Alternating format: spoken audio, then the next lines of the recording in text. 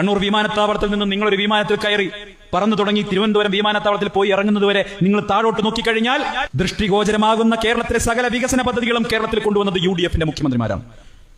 കണ്ണൂർ വിമാനത്താവളം ഉമ്മൻചാണ്ടി സർക്കാർ, കോഴിക്കോട് വിമാനത്താവളം കരുണാകരൻ സർക്കാർ, കോഴിക്കോട് സർവകലാശാല കരുണാകരൻ സർക്കാർ, കൊച്ചി അന്താരാഷ്ട്ര വിമാനത്താവളം കരുണാകരൻ സർക്കാർ, കൊച്ചിൻ മെട്രോ ഉമ്മൻചാണ്ടി സർക്കാർ, ഫാക്ട് കരുണാകരൻ സർക്കാർ, കലൂർ അന്താരാഷ്ട്ര സ്റ്റേഡിയം കരുണാകരൻ സർക്കാർ, തിരുവനന്തപുരം അന്താരാഷ്ട്ര വിമാനത്താവളത്തിന്റെ നവീകരണം കരുണാകരൻ സർക്കാർ, വിഴിഞ്ഞം പോർട്ട് ഉമ്മൻചാണ്ടി സർക്കാർ, ടെക്നോ പാർക്ക് UDF സർക്കാർ, സ്മാർട്ട് സിറ്റി കൊച്ചിയിലെ സ്മാർട്ട് സിറ്റി UDF സർക്കാർ.